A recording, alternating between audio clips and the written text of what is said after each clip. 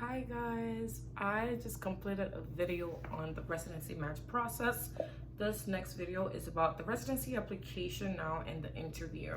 So after you've submitted your residency application on September, you start the waiting game. You're waiting, you're checking your emails. Make sure your email is on your phone, on your iPad, everywhere you go, because as soon as they release that interview date, you gotta grab it, because people lose their interview dates. Actually, it's crazy because there's a ton of people trying to get in, so you gotta be on your game and make sure you're on there watching the clock.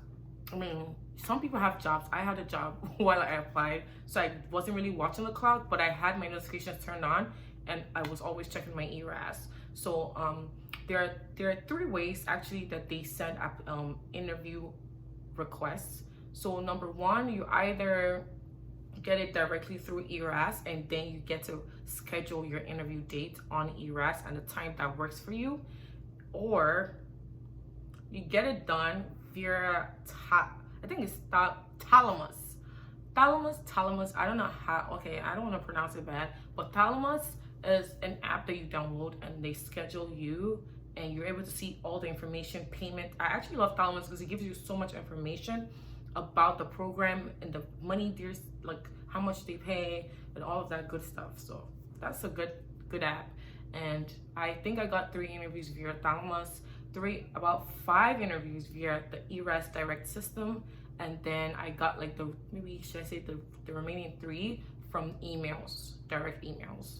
So those are the 3 ways that you can get interviews. So be checking your emails, be checking your ERAS, be checking your you would have to download the Thalamus app through a link that the program will send you if they want you to interview with them. So those are the ways that interviews are sent out during the residency match process. And I don't know if people get calls, but I never got called. So it was only email, Thalamus, and what did I say? ERAS, the ERAS online website itself. And now, let's say on the flip side, you're not getting interviews, because that happened to me last year, and even this year I did get a ton of interviews, but I wanted to make sure I got more just to be safe, because I was really scared. This is my 2nd time. So I would say emailing the program coordinator and CCing the program director. And I can give you a title of the email if you're not getting interviews, say something, I don't remember, but I can go through my emails. If you need that, just comment down below and I will tell you the title of the email that you should use so that program can recognize you, because I actually got 2 interviews via that process of emailing programs like, oh yeah, I'm really interested in your program offers this and that, and I believe that I would thrive in this environment. So those are the ways I also got extra interviews. If you feel like you don't have enough, those are ways you can do that. Also calling, but I would not, cold calling works sometimes, but it never worked for me first time or 2nd time. Emailing always worked. So I would say those are good ways for you to get in touch with programs if you don't have interviews. And one advice I would give when it comes to interviews is practice. I reached out to someone from my school that I'm not even close to him. Abe Temidayo, he really helped me. He grilled me. He told me, Priscilla, you need to work on this, that. You need to know about your research. And that really put me on my toes to know what to do for my interviews. But I was myself throughout. For outfits, I wouldn't say there's any special outfits, just white or black. I can put some pictures or videos of all the things I wore during interviews, because I did take videos. Just be natural, be yourself, be confident. Be a vibe, because people can read off your vibe. Don't be, thankfully things are going into more virtual. So I mean, it's been virtual since 2020. When I did 2021 it was virtual. 2022 match is also virtual. 2023 is also virtual. So just make sure you're positive, you're a vibe. If you're quiet in real life and you're shy, don't let them see that. Like, just be yourself, be positive, be a good energy, because people can really feed off that. And even if there are questions that you can answer, feel free to pause. There are a lot of times I pause. There are a lot of times I crack jokes, but not too much. I was just like, oh, I really like your hair. Oh yes, this also happened to me. That. And relatability is so important. If the doctor is like, the program director is like, oh yeah, I really love this show. Like, oh, this is like my favorite show. I mean, don't lie, but like, I mean, it's a show. It better be your favorite show too. And when it comes to your hobby section in your application, they really bring it up during the interview process. So make sure your hobbies are something that you actually enjoy, because I really put a lot of true crime. I played the flute, I played the violin. So these were points that they actually brought up during my interviews a lot. And the program I'm currently at, actually, my assistant program director, we connected, we talked the entire time about Sherlock Holmes and how he's so handsome. We love his work, we love true crime, and it was just, I loved her. Like, immediately we started the interview and it was really good. And then my second interviewer at my program, which is the APD2, we also connected based on what I did for hobbies. Thinking about it, I actually was the one who asked more questions to know what the program offered and academic and like medicine, but they did not ask me that. So I would say for interviews, make sure you're positive, have a bright spirit about you. Even if you're sad or this is just your one interview, give it your best shot. Let them know that you really want this and why you really want this specialty in this program especially. And make sure to play on the fact that you're an immigrant and you're an international student. You've worked so hard to be here. Like, play on that. Play on all the things that you think are super important and you think it's not just anything. It's important to you. So make sure to also let them know. Don't be, I would say be a kiss ass, but not too much, because when you meet people on the interview cycle, there's like a Zoom, during the Zoom meet, there's everyone on there, right? You interact with them, like show that you're a good vibe. You can interact with your other interviewees, like say hi, oh hi, where are you from, oh what school did you go, where are you currently, oh my gosh, yes, I love the weather, like I hate fall, I love summer. Always like have that me too moment, not me too in like the movement, but like me too is so important in America.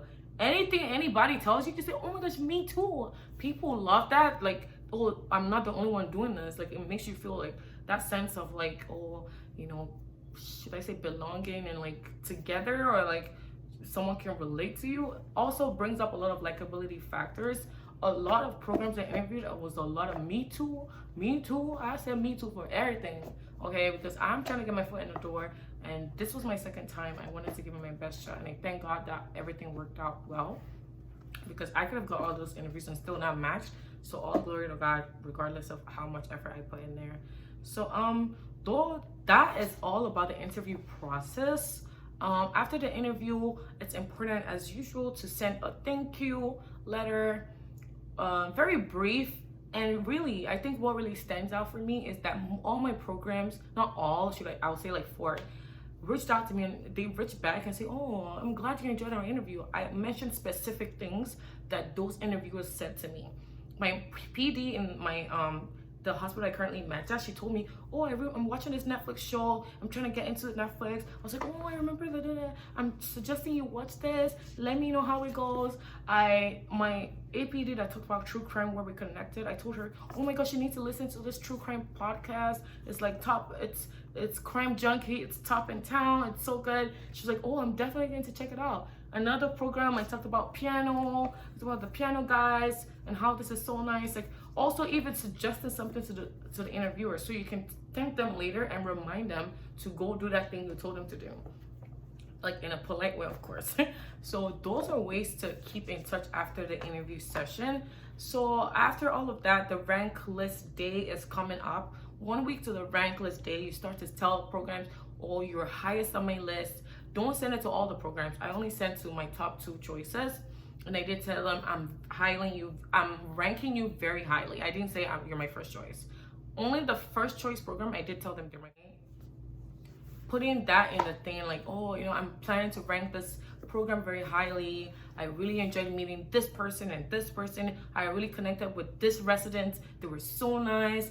I'm so happy that the program is like this and like that, you know, all of that. And then during the resident meetup, be chill. Don't be the way you were with like the program directors.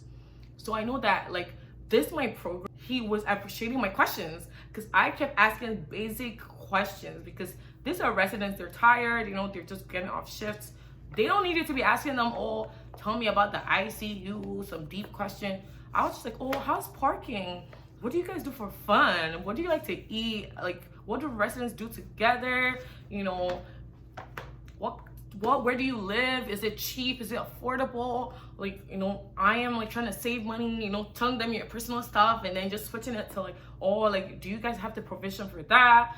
You know, all of those questions that make you very human, not too medical, like, you know, it's just like, yeah. So that is what I would say for when you meet your residents. Be super chill, just be a human being and be relaxed. Like, I know people can tend to be very professional and like over talk or talk about, oh, internal medicine is this, is that. Like, they know that, they're already in there. Just connect with them on something else, still within questions, of course, that are also beneficial to you. So I think that's what really helped me, and that's how my interview process went. And I had 10 or 9 interviews in total. I did all my interviews, and some programs that I didn't like, I just put them, you just rank them below. As an IMG, I don't know if the choice of not ranking programs if you know you're never gonna go there is like a choice. So I would say no matter what, just rank the programs. Rank them according to your preference, where you will envision yourself. If you have 15 interviews, rank all of them. I mean, it's your choice, you don't have to, but for me, I did because I cannot just go unmatched. I would rather go there than go unmatched. Like, you're an IMG, like, I mean, it's just what you have to do. So that is what I did. So I ranked all of my programs. The programs I didn't like, I ranked them all the way down to the bottom. And I did not send them any letters like before rank day. So I only sent my letter of intent to rank or something. I sent that to 3 programs, my top 3 choices. So yeah, make sure you subscribe. I'm trying to get to 1,000 subscribers so I can get monetized. Okay, so please subscribe. I need a side hustle. As I'm going into residency, I need to be on my bag and in my bag, on it and in it. So thank you guys for watching. Mwah. Love you.